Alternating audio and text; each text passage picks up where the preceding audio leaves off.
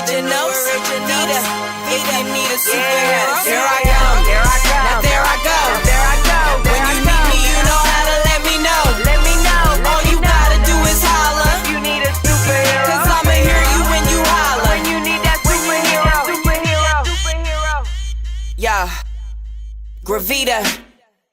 When you need me, all you gotta do is holler.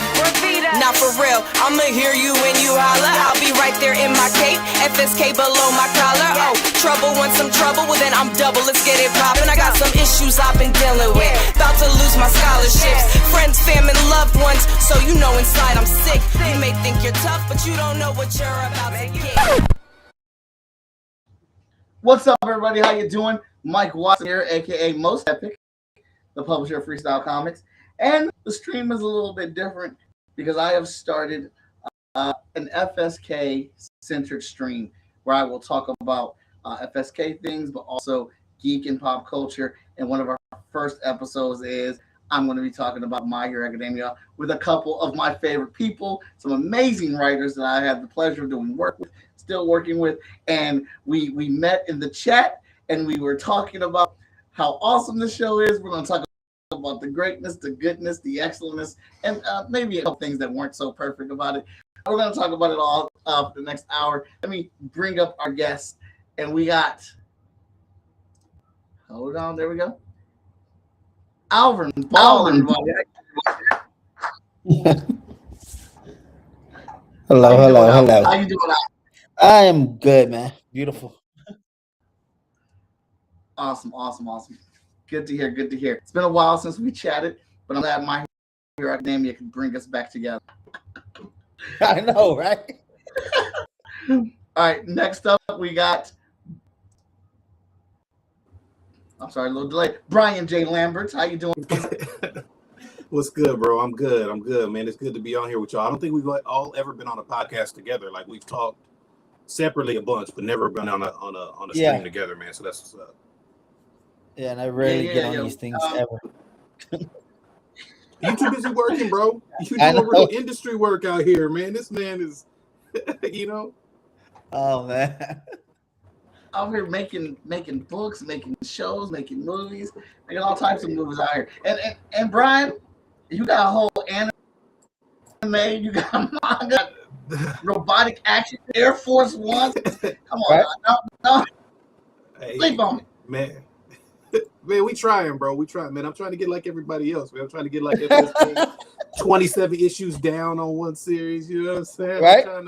I'm trying to do it, man. I feel like everybody builds a piece, man. And if you learn or see what the other person is doing, man, and appreciate that as opposed to hating on it, fuck, man, everybody can rise. So that's kind of how I try to rock it, Absolutely. So I'm gonna start this off a bit here. So everyone in Mama knows I'm a huge My Hero Academia fan. All about this show. I've read the entire manga, watched the entire series, and I've been just sitting here kind of super hungry for another one of my creative friends who are else is invested in it to have a conversation with. And I'm chilling, and I'm just down here in the studio working, and a message comes across my chat, and it's Brian J. Lambert. He's like, "Yo, dog, as soon as you get a second, we got to talk about My Hero Academia. I just finished." Hey, Brian needs to be careful what he says because I immediately called him. I immediately called him. What's up? He's like, no, not right now. I'm at work. I'm saying when I get off. Bro, I was mid Zoom meeting. I hit the send button like when you get a second. He was like, I got a second right now. Right now. Right now for My Hero Academia. So we talked about it for a minute and then just was like, yo, we need to do a stream so we can discuss it. He was like, yeah, that's what's up.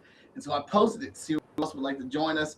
Alverne was one of the first comments on there. I didn't even know he was in the My Hero Academia. Yeah, man. I just finished it. So first off, and I apologize, I was rude. Go ahead and introduce yourselves and tell her what you're working on. I'll let Brian go first. Wait, I'm sorry, I missed that. Hey, the connection dropped real quick. Oh, I said go ahead and introduce yourselves and like what you're working on, what you got in the pot right now. Oh, okay.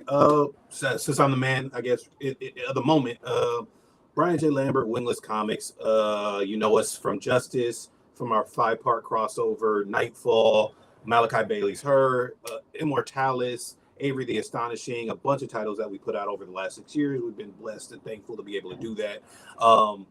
Air Force Ones has been our biggest hit to date. Like Mike said, man, we got action figures.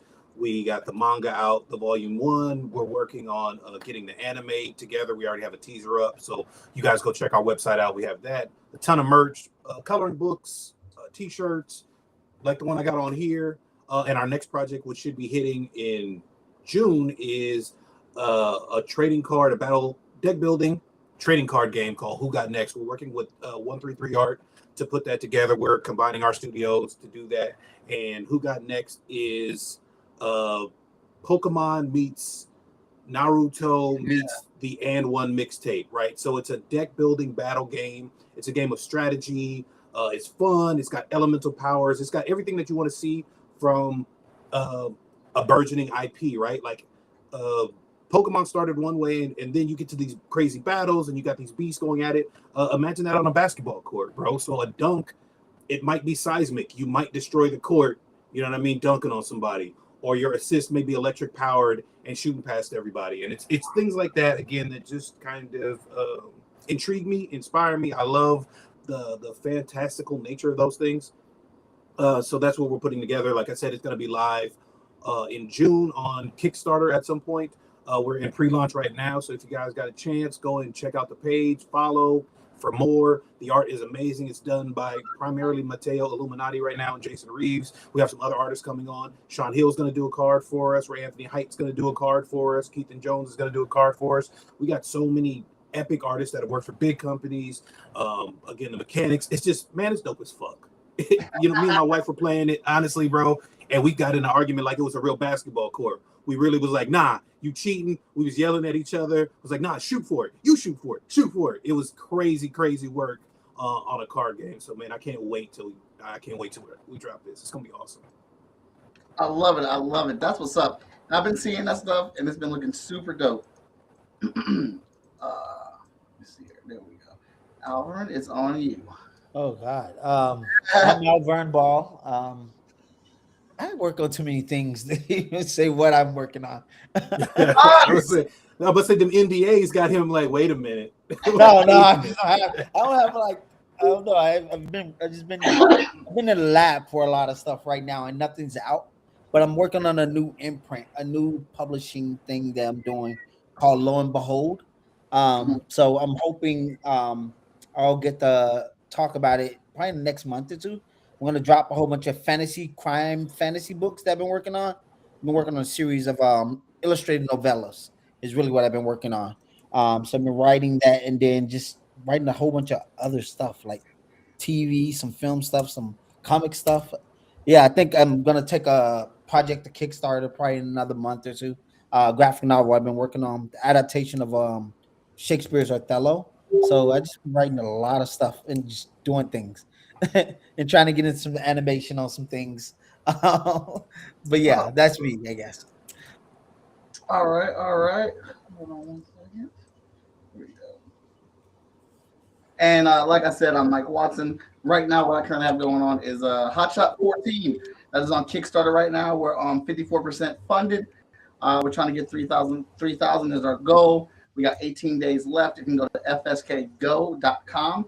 It is the next chapter of Hotshot, but it's also launching the Gauntlet. Hotshot runs the Gauntlet, and he's going to be facing several different writers as they each take on a brand new villain in the Hotshot series for him to face.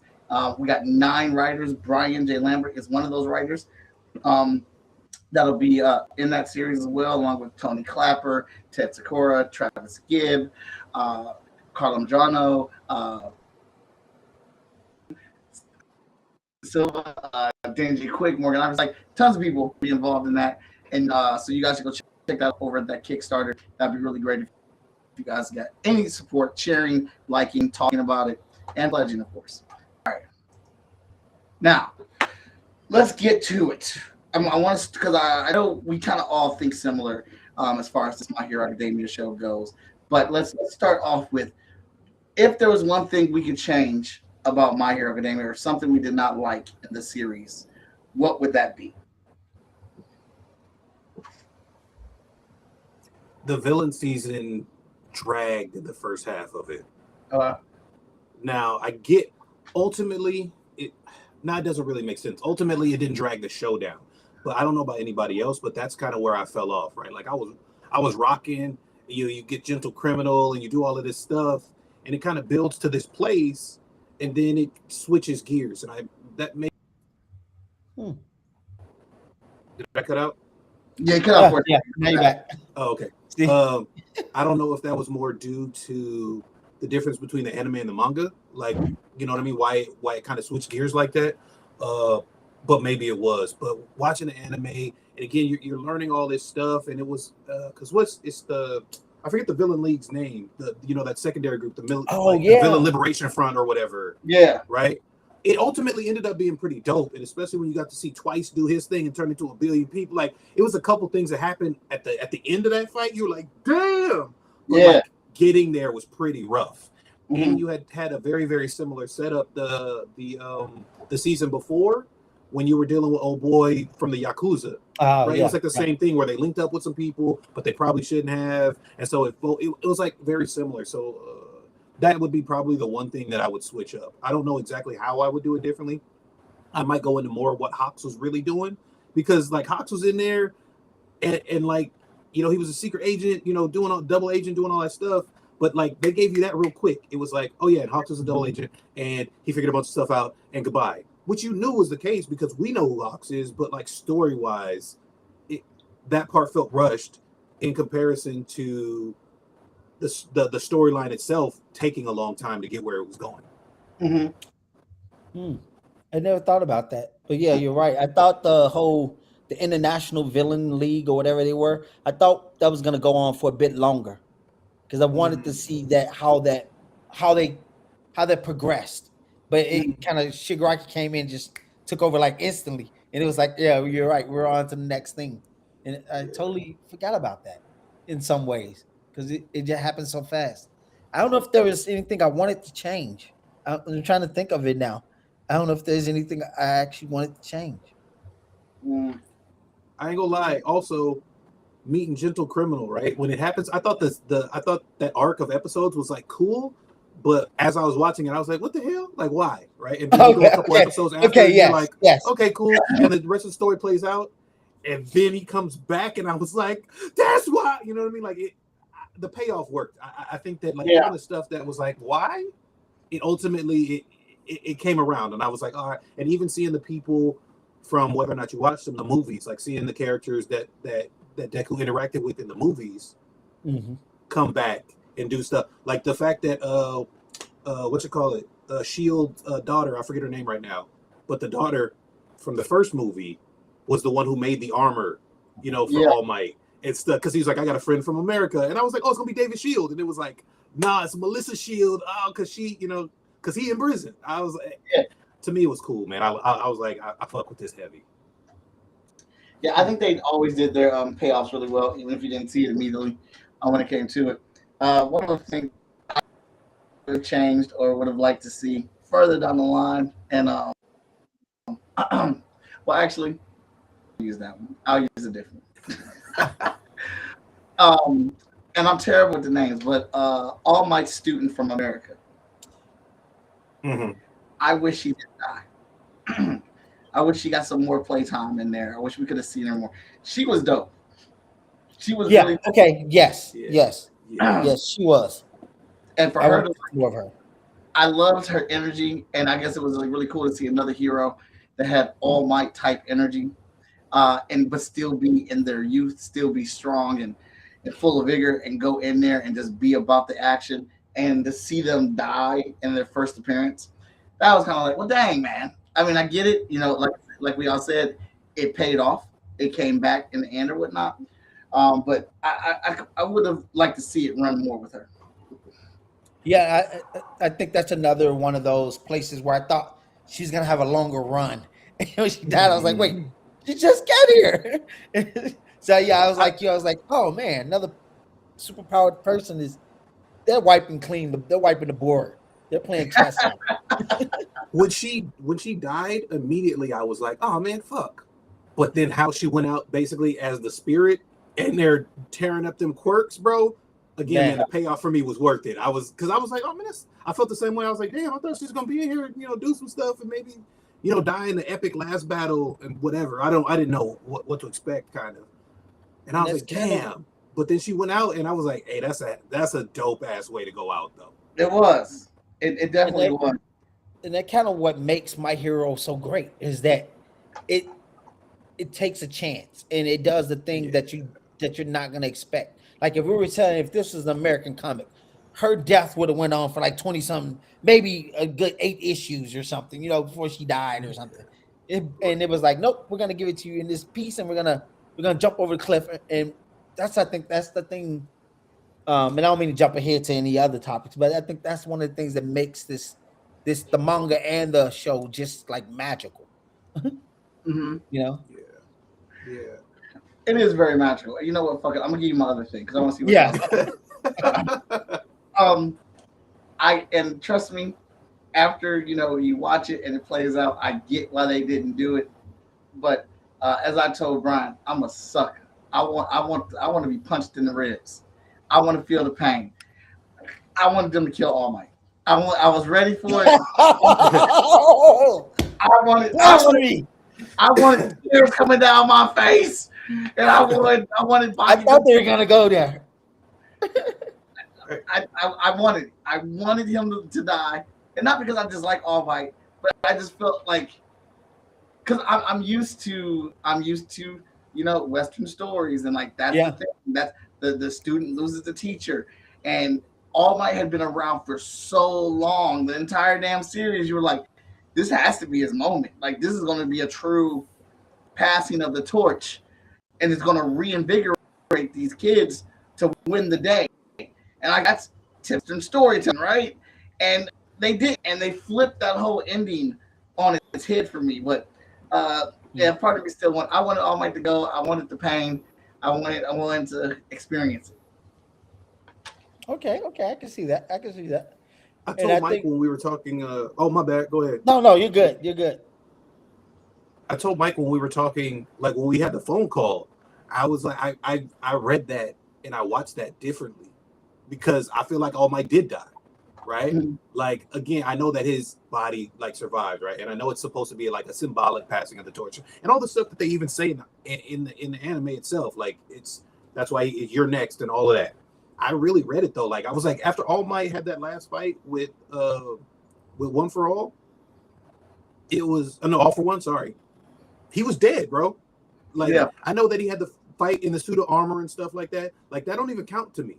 It's that last one where he gives him the United States smash. He actually died there, and he did lose his mentor because, like, if you think about Deku's arc after that, even though he meets with All Might a couple times, All Might can't really do nothing for. I mean, he hey, maybe you use your powers a little bit differently, like blah. But again, if we're talking about Western comics, that would have been Mr. Miyagi telling him, in the back of his mind, hey, maybe you know what I mean? Like, so to me, it had all the mechanics of him actually being dead. It had all the mechanics of him actually valiantly sacrificing everything, right? And never being what he was again. So for me, I read it, and when he did that United States of Smash, bro, I still get chills every time I watch that. And I watched it a few times after because it is like a death scene for me. And it is Deku taking on the thing and being too young to take it on and on and on and on. And yet I get all the other stuff. They interact again. He tries to save him. But remember, even then, he can't save him. It's his class that saves him. So for me, it ended up hitting all the elements anyway. You know what I mean? Like ultimately. So I like I said, I read it a little bit differently. And even I get it, he was in the suit of armor, but for me, that was him being Yoda and coming back as a spirit. You know what I mean? More than it was him being there, Hey, All Might coming back in the suit of armor is the hardest shit ever. It was. Because your man said in that moment, he said, I'm about this life. The hero ain't in the powers, the hero is in me. Like, I'm here for you. Like, he was completely ready to sacrifice his life. And the dude, that theme, shit that you would think is normally corny or just you don't think would play out as a strong element. That dude constantly smiling and then him explaining why he smiles. And you see that every time when he lands. The fact that he put it on the armored suit, bro. So all can see it. Right. Come on, man. Right. Yeah. Yeah, I think this is a show like for me when I think about it, it was like it's one of the shows that like I think what started this was that I saw that Midoriya Rising episode and I was crying. I was like, what the hell am I doing crying? But it was so powerful to me. Right. That was just like, oh shit. And it's just like, it grabs you in the way that if this had been a Western show, I don't think I would have already really acted the way, it's something about how they do storytelling over there that grabs you. And I don't know if it's the backstories or how they take so long to give you all of these tied in backstories of emotion, but it's something powerful about how they do storytelling over there. That if this had been a Western or American comic, I don't know if I would have cared as much. It's like Superman dying. If you're not a real big Superman fan, where All Might is Superman. You know what I mean? You care like if he died or not. There's no sign, dog, because I cried too. I read Same. I read it. I knew the ending, and I still cried when the anime came on. When we got to that last episode, and everyone's pushing for Deku to get to One for All, to freaking I always get them backwards. All for One. When he's going after him, and everyone's like, he doesn't have any powers. He has a smoldering of power, and everyone's like, "No, we got you, dog. Only you can take this man out."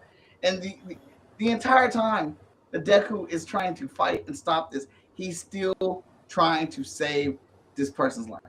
Like that whole time, he's still trying to find a way. Some pain type shit.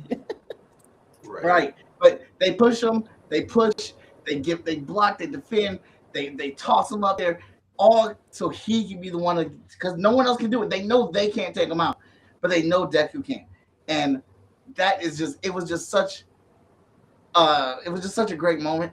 And because it plays back to my favorite moment, when Class A fights Deku to bring him back home. I cry on that. I cry on that episode too. Mm-hmm. And I have to agree with you, Alverne. It's something to be said about how the show was written, how they introduce these characters to us, how they take us on this journey. Because I have read the entire manga because I couldn't wait for the anime. Yep. I knew all this was happening, and it still said, "No, you cry, boy." And not only that, I was because I started with the manga and then I jumped into the anime, so I didn't finish the manga. But what still surprised me, and I think I cheered at one point, was when, like you said, all of Class 1A comes together, and you realize that the story isn't just about Deku; it's about all of them. And in that moment when they all show up, you're like, "Oh, that's the thesis of the whole freaking show right here." They're all standing there and they're all about to face this one great evil. And it's not just one character. It's like, it's saying like, it's imagine if this is the Justice League, you always got your Supermans and your Batmans. But at this moment, with them being the way they are, all of them are so vulnerable. There's not just one person that's going to pull this off. Even though we're like, oh, can it be Deku? But at that time, you still don't believe he's going to be the only one to pull it off. And then when you see how they come in to support him, then you're like, oh, yeah, it makes sense. He has to be the one. He's the only one that can get up there, but he can't get up there without them. And it just reinforces the idea of like, this is what a superhero should be. It's not just one person, or one group. It's all of them. That's what makes the superhero, So I was just blown away. Absolutely. It's funny because Deku couldn't have beat old girl with the knives, right? He would have lost to her. He was even saying it like, I can't, danger sense isn't getting set off. Like I can't really fuck with her. Only person that could was Uraraka. Like that everybody had their piece, right? Yeah, he was the final blow. He's the only person that could beat, All for One. But you needed every piece like you said, in order to get there, which was dope as fuck. And it's in juxtaposition of All for One and Shigaraki, right? Like they're always, we're the only ones that can do this. We're the only ones that I'm gonna do this. I'm gonna break down the world. I'm gonna do. His name is literally All. So he's literally always kind of working on his own. And you see like the opposite of that is you got somebody that's powers are crazy as fuck. And if you watch the movies, y'all know Deku's powers are insane. And you low-key kind of feel like he's nerfed in the regular series. But then you see like, oh man, he's not nerfed. It's just scaled to such a degree, right? That you don't understand. One of the things I didn't see coming, I mean to cut you one off, was that the infusion of taking all for one and throwing it into one for all. Yeah, the idea of giving up the power. I never saw that coming because again, we're so westernized that it's like Neo saying, I'm gonna fight all the Agent Smiths because I'm the one, but then realizing the only way to really win this is to let it all go and give it back to the source. And I was like, damn. And when I saw that, I was like, I kept thinking, I gotta go rewatch this series. I gotta rewire how I want to write. I want to tell stories because he just blew my mind with something so simple. When I tell you, Brian, after every episode of My Hero Academia, I always ask myself, how can I write better? How can I bring this to my pages? But another thing I loved about it too, and I love this about manga a lot of times, and anime a lot of times, is they use these powers in such crazy fucking ways, right? Explosions, okay, that is what it is, but even the explosions got used crazy. But you knew they were gonna be powerful. That's obvious. It's a guy who has explosions, powerful. Speed, powerful. Power, again, powerful. The way they used invisibility, what? The way they used anti-gravity, like the way they use all these kind of off-kilter powers, and they were dope as hell. Again, even Gentle Criminal, this nigga makes like floating bubble trampolines. This nigga saved an entire island, bro. Like, what are we talking? Like, what? That shit blows my mind. Like, because there were some powers I was like, that's just lame. And then I was like, oh, I'm gonna have to take that back. I guess it's not so fucking lame. You know what I mean? Like, I guess I better shut the hell up, bro. They made an ice fire jet. You know what I mean? A human ice fire jet. What? Yeah, and then they tell you the science behind it. Yeah, he's cooling, he's heating up the air in front of them so they can get like a drift and cooling down there. I was like, what the okay. Like, it's just so fucking amazing, bro. Yeah, man. I think one of the things I really loved early on about the series was Stain and the idea of the anti-hero who's really a hero, just like the hero that we think he should be, and his reasoning behind that. And that's the counter of Shigaraki. And like, because when you first meet Stain, you're like, oh shit, he's gonna be with the League of Villains. He's gonna give everybody hell. And then when he doesn't join them, you're like, oh shit, he has a different code that's opposite of everything else that we have seen or believe in as a society. And he sits in that middle gray area. And it made you really think, like, one of the things, and I'm sorry, I'm gonna jump around. One of the things I loved also was that the ending when they show the guy with the swords, the lizard guy. And he makes the argument, right? He made one of the biggest arguments I had never thought about. And it's the idea of Stain and Shigaraki when he goes, they were my heroes. And you never think villains have heroes. Right. You don't think about it. And I was like, what? I was like, they got heroes? Bro, and Deku being dope enough to go back and tell him Shigaraki's last words. Yes. That shit was, I was like, what kind of fucking hero is this that tells a villain the villain hero's last word? I was like, he is the greatest hero of all time. I was really like, Deku really is that. When he started bulking up, like he was about to do something, and Deku just sat there and was like, no, he good. Hey, right. I still got 2 more sparks on me, baby. Like, I will use these if I have to. I'm holding out, bro. Yeah, so it made me think like Cobra Commander and like like Mum-Ra or or like Lord Megatron. I was like, oh, I've always loved villains, but I never thought about like villains can have villains as heroes. So imagine you put all those characters together, and and now you think about like who looks up to who and why, and that kind of thing. You know what I mean? And you're like, oh, you can do a whole thing on that now. just the premise of the idea that we all have heroes. Right. And I never thought of that. It's wild. Why didn't I think of that? It's really wild because when Shigaraki says to Deku, tell him that I did my best to destroy, and Deku's like, yes, you did. Like, right. It's right. the acknowledgement. Right. It's the prop giving an acknowledgement of it all. First off, and it's like Deku just is so. He's like so compatible with everybody, and he can see these things in you. Like the reality is that's his superpower, dog. Like not the punching and the kicks and all. His superpower is how he can see through people and connect with them. Even when Shigaraki hit him with I think that was one of the arguments at the he hit him with the we're gonna have another talk like at the mall. And Deku basically was like, no, the fuck we not. But he said it in like the coldest, like easiest way. Like, this ain't the mall no more. And I'm gonna save you this time. Because remember the conversation at the mall is like, are you gonna try and save me, hero? You know, you gonna try, you know what I mean? He was fucking with him. Right. And then Deku was like, nah, but I am gonna save you this. I mean, I was like, bro, this nigga the coldest. But he does, and that's what's so great. He does. Right. But he doesn't change his villain ways. He's still he still stays a villain, but he's impressed that this little kid saved him. Right. Yeah, and that part's even interesting that he does not change his villainous ways, but he does because the idea of him being a villain was like he didn't want nobody to control him. And when One For All came in there trying to control him, he's like, nah, like this.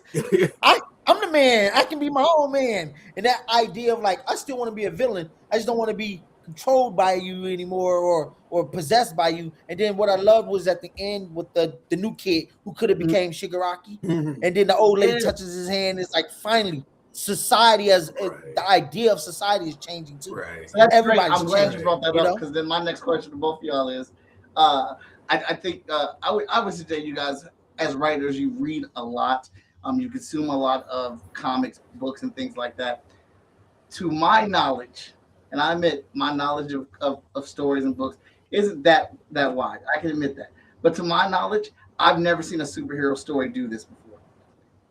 Like where they actually flip society's head, change the thought process, put in practices to help stop villainy at its core, going through the school systems, talking to heroes, talking to people, making programming that literally has not stopped villainy, but coasted it down so much. Like it is going to be decades before they have another Shigaraki. It's going to be so long before they have another villain of that scale or scope again. The fact that this show literally was about saving lives. Like it wasn't about taking lives. It was about saving them as best as they can. To y'all's recollection, have y'all had or experienced any other superhero story or narrative that actually looked at the villainy problem the way My Hero Academia does? I don't think so. And even then, at the end, when can't think of his name, the lizard guy publishes the book about the League of Villains and Shigaraki, it's not even like it's not a manifesto to be like, hey, go be a terrorist. It's like, hey, this is where we came from. This is our point of view, and this is how we evolved and changed. And it wasn't because of we wanted to destroy the world because that's what we felt like. It's because of all these things.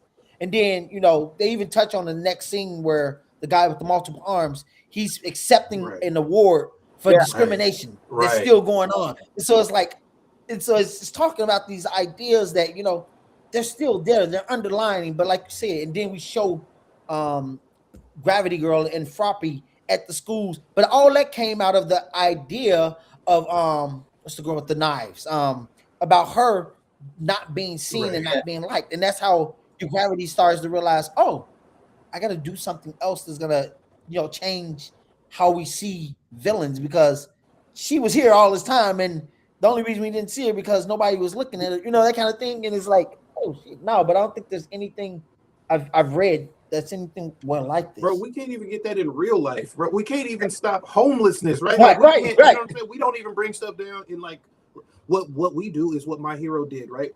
They said that the system became like that because they got overly hyped because All Might came through. All Might came through and wrecked everything and wrecked everybody, and they got fucking fat and happy and thought the shit was sweet and it was a popularity contest and they didn't give a care about nobody. You know what I mean? Like, again, you lose all these people because they're not flashy. They don't have flashy dope powers and all these other things. And you know what I'm saying? It's like, oh boy, at the end when they're playing with Lemillion, right? And they're doing the fucking, he's, you know, touch Lemillion because he's up in the tree or whatever. And oh boy, he don't have like weak powers, but his powers don't compare to the other people's. And then they lift him up so that he's the first one to ever touch Lemillion, right? He's the first one to ever basically tag him. All that, man, all of that makes a difference. All of that matters, right? Like all of those little pieces. And it even goes back to like the beginning when All Might is like, bro, you can't be a hero if you ain't no powers.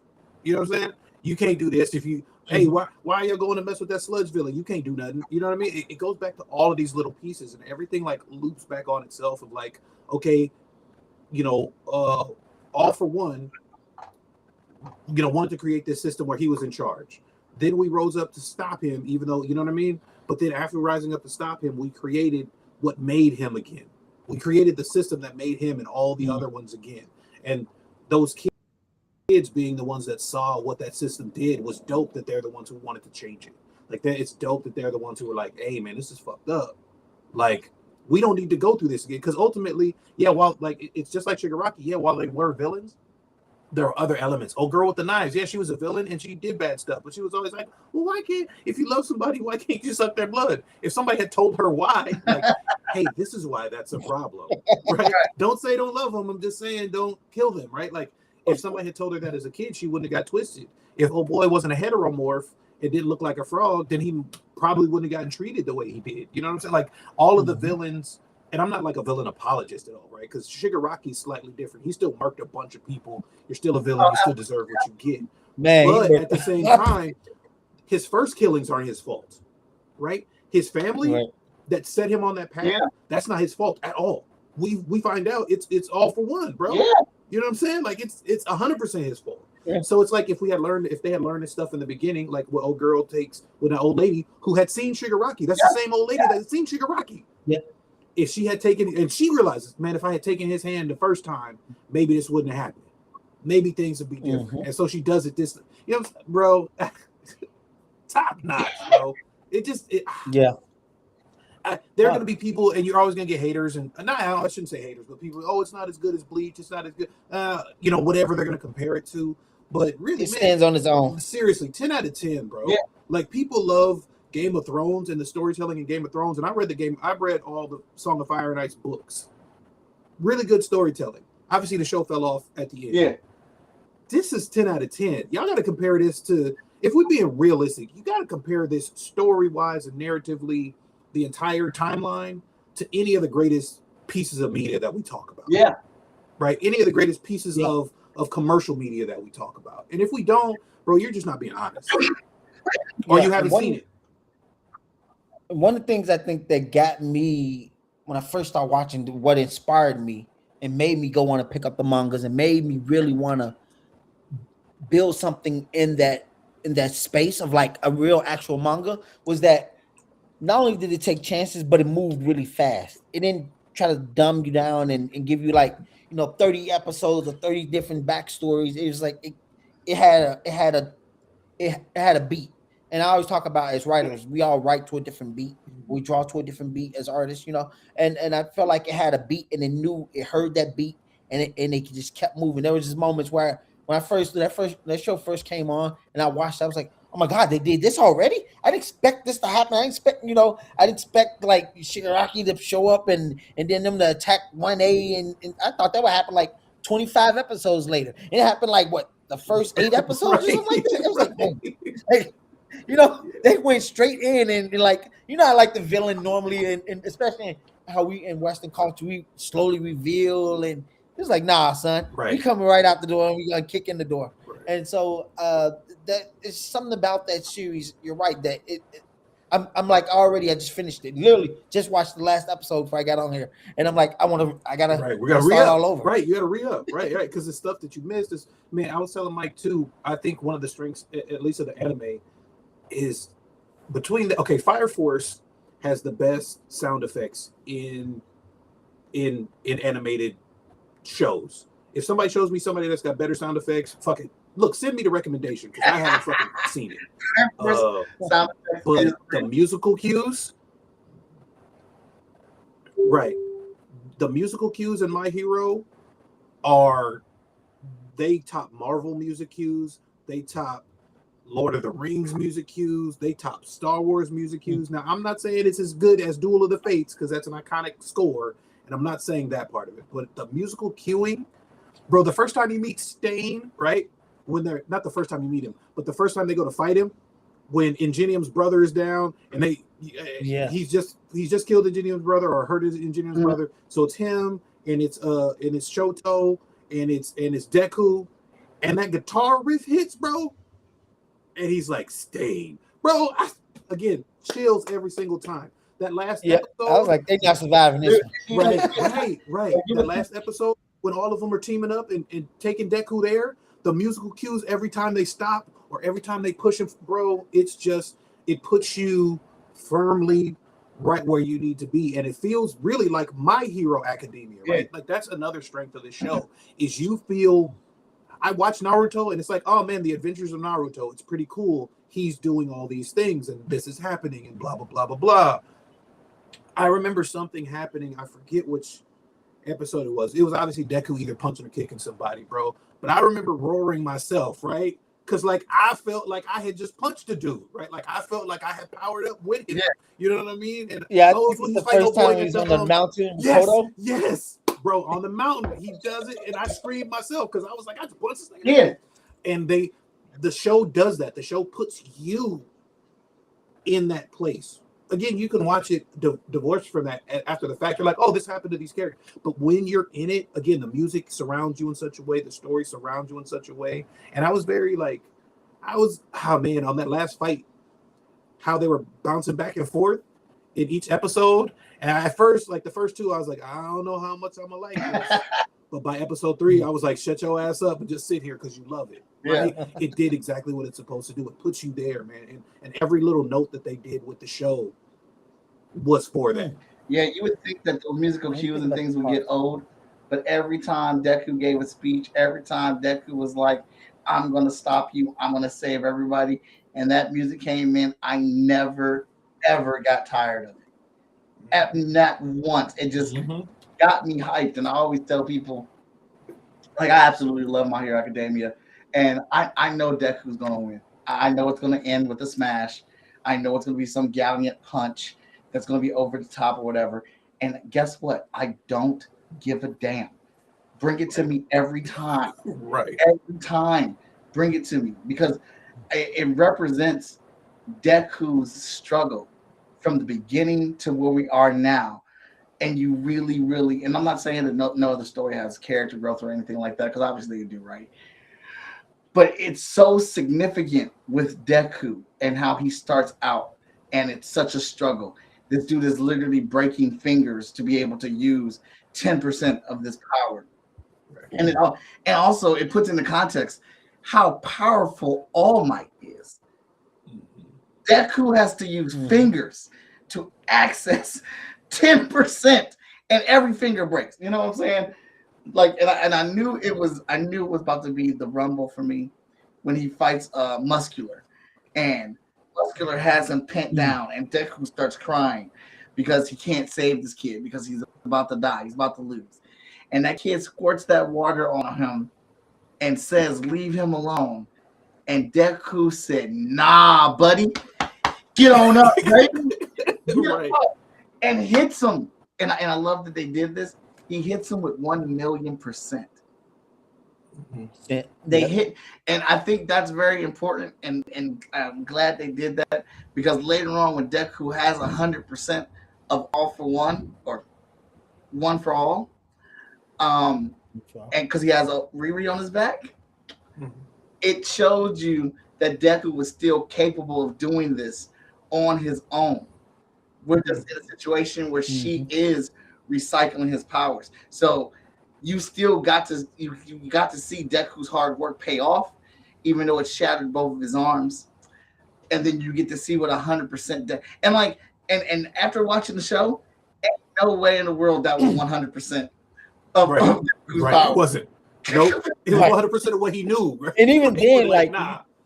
Right. You think about what he learned. Like when the first time you learned that, like, if he keeps doing this, going this route, he's not gonna be able to use his arms. You're like, well, in my head, it's like telling Superman can't use his fists, and so you're like, what the fuck is he gonna do then? Right. How is he gonna do this? And then how he adapts and starts learning how to, use his legs. And I'm like, oh shit, I never thought of that. And it's just like small things like that, Also, what I like about what you see is when he fights Muscular later, you don't even see the fight after that. Well, Muscular is one of the jailbreakers because the fight is over so quick because now he actually does have access to all of All for One.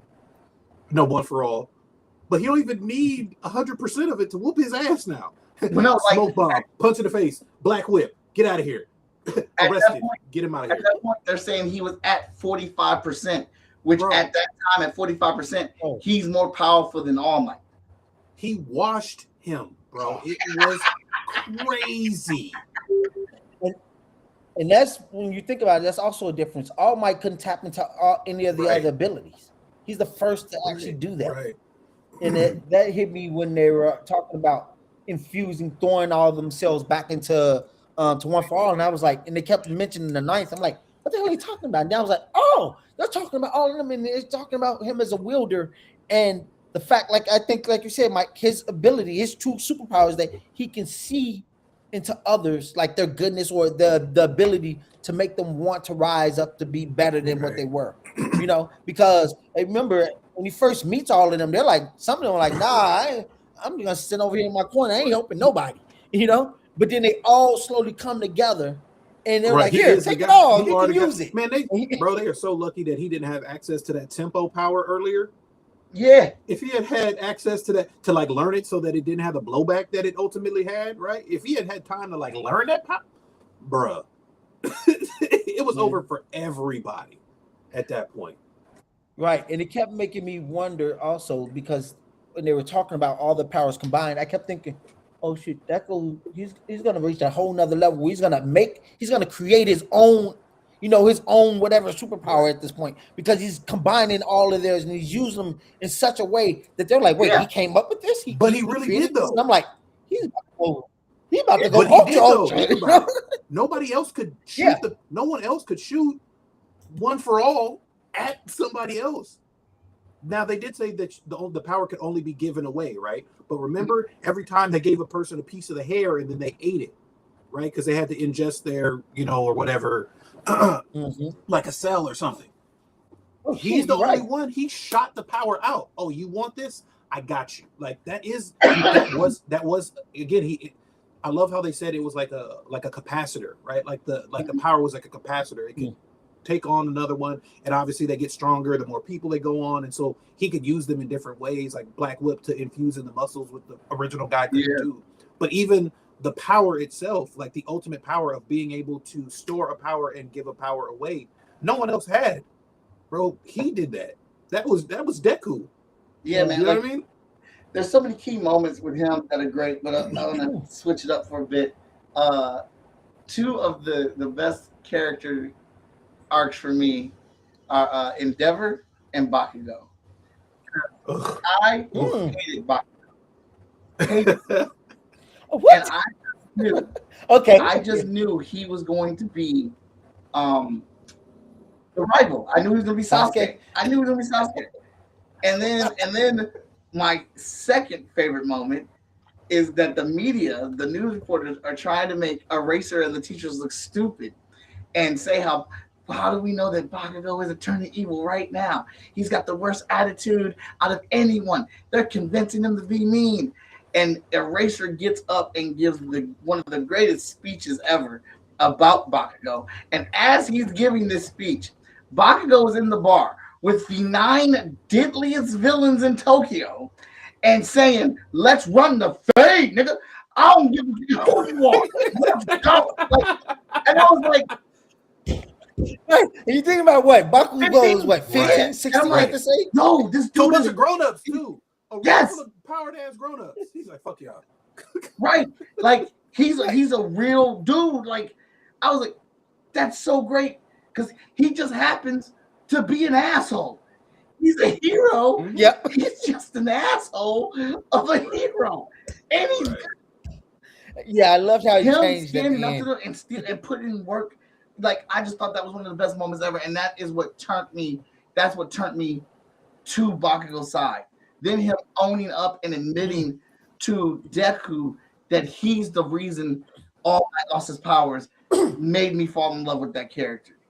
And I'm not saying Endeavor's my favorite character, but for you to give me one of the worst fathers in fucking media history, That dude, history, he's a hero. and then get me to respect this man, the turnaround is crazy because Endeavor's a terrible father.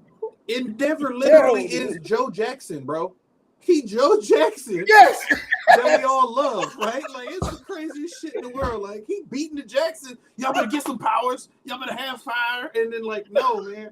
And then you end up in bro. When he get come on.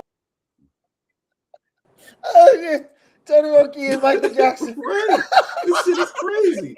Shoto was the one. You know what I'm saying? He's like all of it, man. It's crazy work. But he ended up being so dope. Oh yeah. Now I'm not gonna watch that and not see that. That's a great analogy.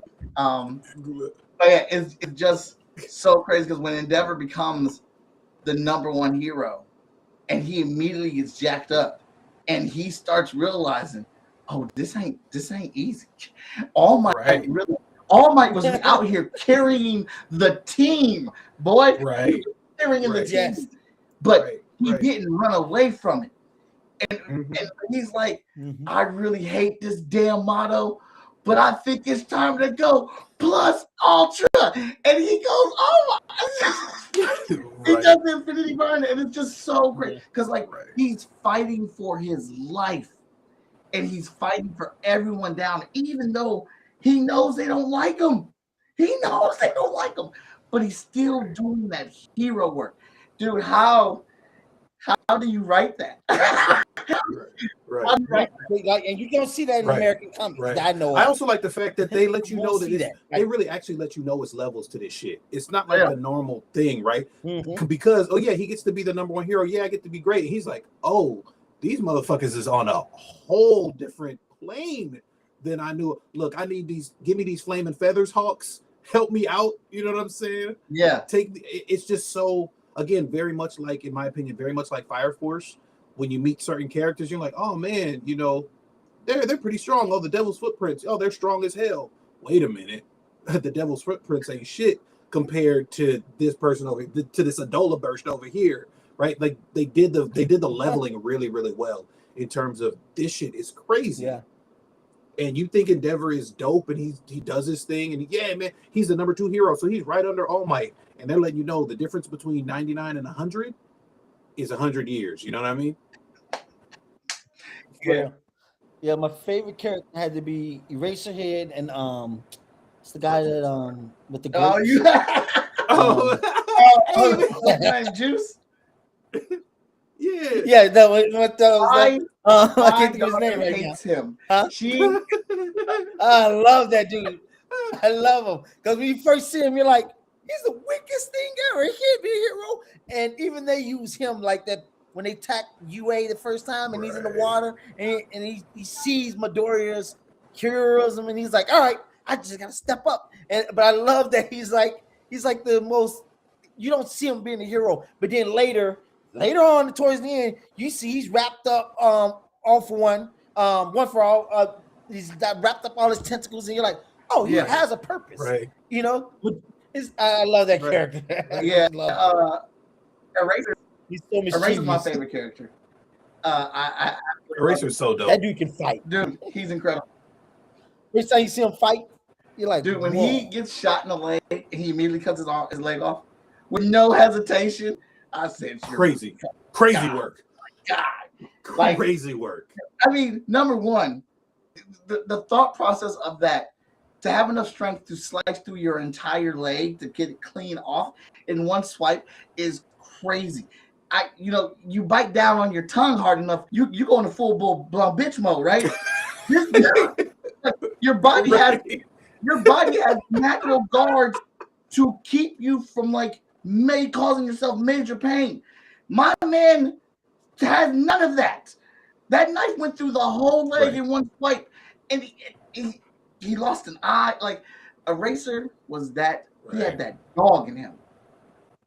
Right. Right.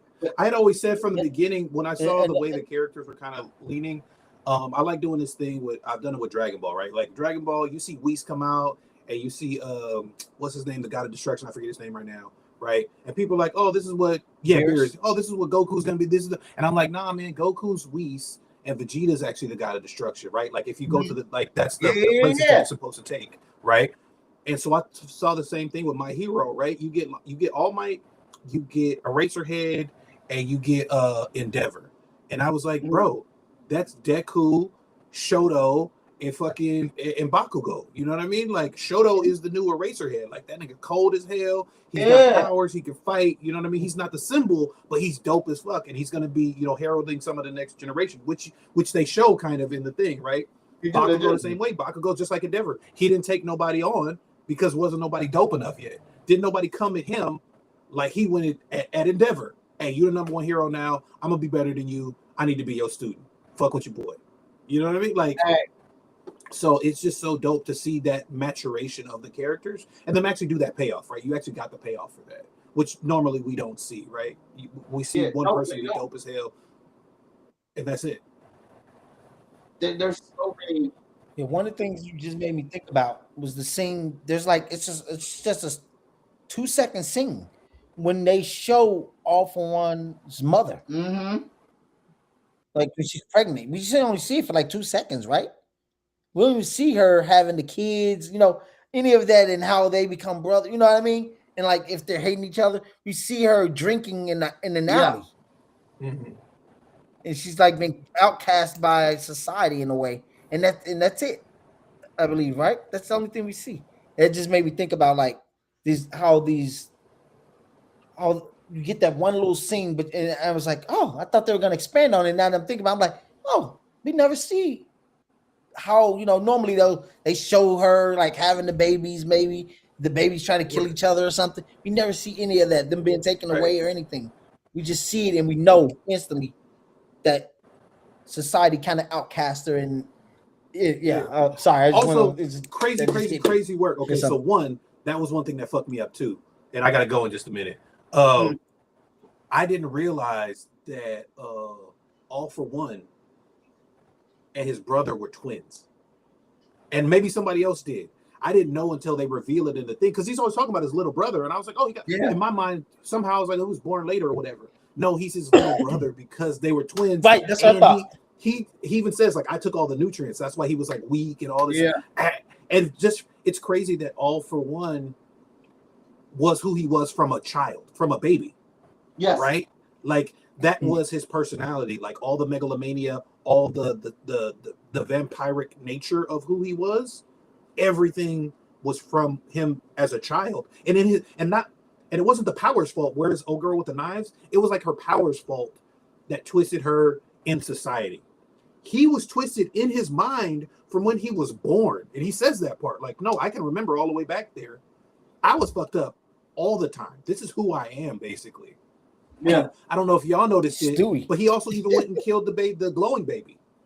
Yeah, he did. Like that shit was crazy because I first when I saw it, I was like, oh, is he the glowing baby? And then they tell you some more story. I'm like, oh shit, he went and fucking found him and killed him. No reason, because that kid didn't have no powers, not even significant, but he's just a dickhead. And he's like, I'm gonna kill the thing that it was just, bro, it was crazy. And I also like him losing hope, as much hope as he had as a villain. I loved him losing hope when his brother died, when his brother gave up his life. Right? I loved him being okay, I'm gonna just destroy everything now because the one thing I actually cared about, even the smallest bit, is now gone. So fuck everything. That shit was dope. That might be the most powerful thing about the series is that even the villains care about something. They don't just care about destroying the world or taking it over and getting rich. They actually cared about some person. You know what I mean? that made them who they were. You know what I mean?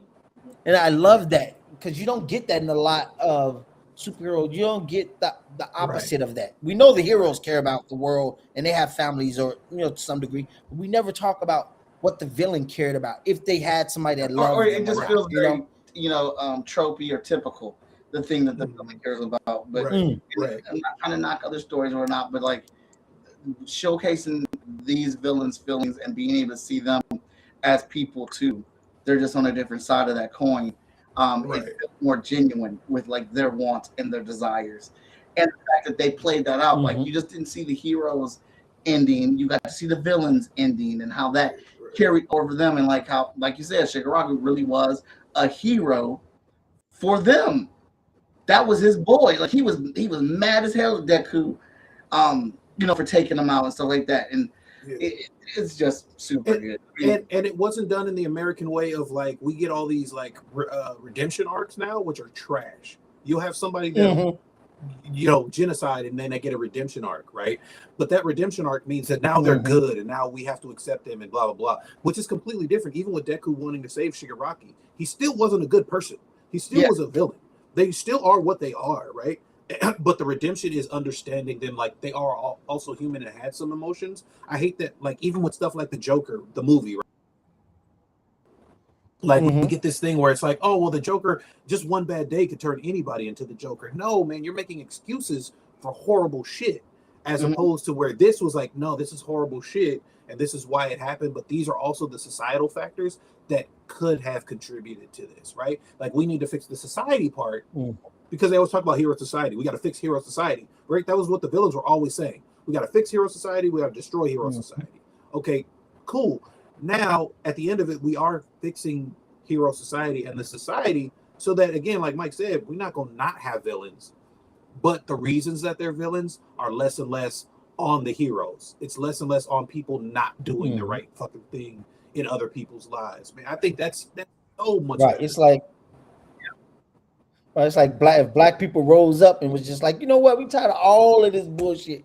We just gonna go and kill them 3 days. Like, oh, you're the villains. But it's like, y'all created us. Right. You created the villains. Now if we did something different, it was glide a different way. Right. Well, I imagine we could be on here all night talking about this because there's stuff that we didn't cover, or whatnot. But I want to shout you out, gentlemen, for being on here tonight and having this discussion. It was super fun, and I appreciate you coming out. If you got anywhere anybody wants to follow you or anything like that, go ahead and shout it out. Go ahead and first. Yep. I'm at alvernerights.com, or you can find me everywhere on the Alverne Ball somewhere in the world. All right. Brian? I just want to say that man is a luminary. His writing is dope as hell. I still got to get with you on that script that you sent me, man, just so we can chop it up. Dude is great. So, y'all, if y'all aren't following him, please go follow. Me, you can find me at Wingless Comics on all social media, and you can find me at www.winglessent.com, and that's where the hub of everything. You can find us on Kickstarter, Wingless Comics. We're everywhere, man. Awesome. And you can find me everywhere as Most Epic Arts, but where I want you to find me is fskgo.com. Go over there. Let's get this campaign funded. The more money we make, the more books that we can make. And like I said, this is the kickoff to Hotshot Runs the Gauntlet. Issue 14 all the way to 23. Brand new villains for each one of these issues. Brand new writer for each one of these issues. And we have a different art team on these. So this is the first time I'm not going to be drawing the book. I'm currently drawing Hotshot 15 and Ace Blade 15. Brian Wolf drew issue 14. Dan Barlow is finished issue 16, and Brian's going to be jumping on 17, and then I'm going to be coming on 18, and we're just continuing that rotation until we get to issue 23. So you want to be a part of this, you want to see it, you want to read it. These writers are doing an amazing job. fskgo.com. All right. Well, again, guys, thanks. This has been super fun. We might need to do a part 2 because there's plenty of stuff that we did not talk about, and I love hearing your opinions as from the writer's perspective on this story. And if you've not checked it out, please go watch My Hero Academia, go read the manga, go watch the movies. It's all great. I want to thank you all for tuning in, being a part of the chat, hanging out with us, and we will catch you on the next one. Matter of fact, I'm gonna end this with a Hot Shot trailer because I'm inspired and he was inspired.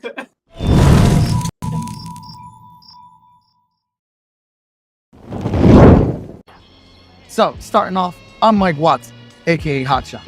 I don't know how I got my powers, but I've been using them to save lives, just like my hero, Justice. I've done team-ups, even saved the city once or twice. I couldn't save her. This hero's life, it's more than just me. But hey, great power, right? I chose